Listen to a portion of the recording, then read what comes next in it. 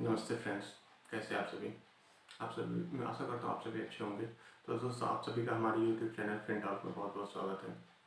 तो दोस्तों, आज हम बात करने वाले हैं एक स्टॉक मार्केट के ट्रेडर की जर्नी की, कि जब कोई भी स्टॉक मार्केट का ट्रेडिंग की जर्नी की शुरुआत करता है तो उनका शुरुआती टाइम कैसा बीतता है, या शुरुआती जब जब शुरू करता है तो उस टाइम पे उन्हें किन किन चीज़ों की कठिनाइयों का सामना करना पड़ता है, और मन में कैसी कैसी फीलिंग्स आती है। और बहुत ज़्यादा, मतलब जब शुरुआत करता है तो बहुत ज़्यादा चीज़ें उनके सामने क्लियर होती भी नहीं है, क्या करना है क्या नहीं करना है, क्या सही है क्या गलत है। बहुत ज़्यादा चीज़ें पता ही नहीं होती है, और हम अपने आप में ये भी समझते हैं कि हम जो कर रहे हैं वो ठीक भी है या नहीं है। तो दोस्तों, इन सब चीज़ों के कश्मकश में हम ट्रेडिंग जर्नी, हमारे जो स्टॉक मार्केट की ट्रेडिंग की जर्नी है, इसकी शुरुआत होती है। और शुरुआती कुछ टाइम तक, तो 6 महीने 1 साल तक तो बहुत ज़्यादा दिक्कत होती है। फाइनेंशियली भी टाइम भी हमारा बहुत ज़्यादा कंज्यूम होता है, बहुत ज़्यादा खर्च होता है, और फाइनेंशियली भी होता है, क्योंकि हम टाइम जो हमारे पास जो भी टाइम होता है हम मार्केट में देने लगते हैं, ये मार्केट को देखने लगते हैं। और जिससे कि हमारा जो भी हम उससे पहले कर रहे थे, जो भी हमारा नौकरी या जो बिजनेस जो भी रहा हो, उनमें हम डिस्टर्ब होते हैं, हम उसमें ठीक से टाइम नहीं दे पाते हैं, जिससे कि हमारा बॉस या हमारा काम वो इफ़ेक्ट करता है। और हम घरेलू में भी, मतलब हम अपने परिवारों में भी उलझे रहते हैं, क्योंकि हम एक तरीके से एक टाइम पे दो चीज़ों पे सवार रहते हैं। जो पहले का हमारा काम, जो भी काम जॉब है उसमें हम साथ साथ चल रहे हैं, और हम स्टॉक मार्केट में भी ट्राई करना चाह रहे हैं, जिसमें कि पैसा और टाइम दोनों चाहिए। और बहुत अगर आप, मतलब मेट्रो सिटी से नहीं है, आप normally metro city tier 1 tier 2 tier 3 या गांव के साइड से हैं, तो आपको तो पता होगा ही कि स्टॉक मार्केट के मामले में कितने सारे एक तरीके से स्टॉक मार्केट के बारे में बहुत लोगों का ये धारणा बना हुआ है कि ये बहुत गलत जगह है, यहाँ पे लोग अपने पैसे को खोते हैं, टाइम ख़राब करते हैं। इन सब चीज़ों के साथ हम आगे बढ़ते जाते हैं, और ऐसी ही जर्नी लगभग मेरी भी रही है। मैंने भी शुरुआती टाइम पे, बहुत साल पहले जब मैंने शुरू किया था, तो मुझे भी बहुत कठिनाई हुई थी। धीरे धीरे धीरे जो भी है, आज मैं जहाँ पे भी हूँ, तो आज हम यही सब, मतलब कि हम बेसिकली हम ये जानना चाह रहे हैं कि जब हम शुरुआत कर रहे हैं, या आप जब आपने शुरुआत करी है या करना चाह रहे हैं, तो सही है या गलत है, कब करना चाहिए, कब नहीं करना चाहिए, या कर चुके हैं तो जो प्रॉब्लम हो रही होगी आपको, वो कब तक चलेगी, या कितने टाइम तक ऐसी प्रॉब्लम रहती है। तो दोस्तों, इसका कोई लिमिट नहीं है कि कितना, अगर आपका अप्रोच सही है तब तो आप बहुत जल्दी इन सब प्रॉब्लम से निकल जाएंगे। अगर अप्रोच थोड़ा सा गलत है, या आपको रास्ता नहीं मिल रहा है, या सही से गाइडेंस नहीं मिला, तो थोड़ा सा टाइम लग सकता है। लेकिन ऐसा नहीं है कि प्रॉब्लम बहुत लंबा चलेगा या कुछ। अप्रोच सही रखिए, सीखने पे फोकस कीजिए, धीरे धीरे धीरे चीज़ें ठीक हो जाती हैं। टाइम लग सकता है, थोड़ा कम या ज़्यादा, किसी को थोड़ा कम टाइम लग जाता है, किसी को थोड़ा ज़्यादा टाइम लगता है, लेकिन चीज़ें ठीक हो जाती हैं। अब ये आप ये पूछेंगे कि आखिर हम सीखें या कितना पैसा लगाएं, या कितना टाइम दें। तो दोस्तों, मैं अगर मुझसे कहेंगे तो मैंने तो बहुत सारी गलती करी है, गलती करने के बाद सीखा है।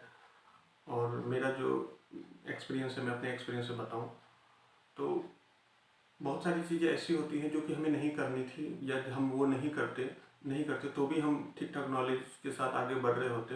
बट हाँ, ये है कि शुरुआती टाइम पे हमें पता ही नहीं होता कि हमें क्या करना था क्या नहीं करना था। जब हम वो चीज़ करके आगे बढ़ चुके हैं, इतने टाइम हमने बिता दिया है, अब हम पीछे जब मुड़ के देखते हैं तो हाँ, हमें ये ज़रूर पता चलता है कि हमें पीछे कौन सी गलती थी जो हमें नहीं करनी थी। बार बार हमने वो गलती करी है, और हमने अपना टाइम पैसा दोनों ख़राब किया है। फिर अब टाइम और पैसा दोनों ख़राब करने के बाद अब हमें ये समझ में आता है कि नहीं, हमें कुछ चीज़ें जो करी वो बहुत अच्छा करा, उसमें कोई दिक्कत नहीं है, और उसी की वजह से शायद हम थोड़ा बहुत अगर मार्केट में आज काम कर पा रहे हैं तो शायद उसी की वजह से है, उन्हीं सब चीज़ों की वजह से है। लेकिन हम कुछ ऐसी गलतियाँ भी करी जो कि शायद ना करते तो बहुत जल्दी अच्छे जगह पे पहुंच जाते या इतनी परेशानी नहीं होती। दोस्तों, आप अगर कोई बिजनेस या जॉब कुछ भी कर रहे हैं और उसके साथ साथ स्टॉक मार्केट करते हैं तो इसमें कोई दिक्कत नहीं है।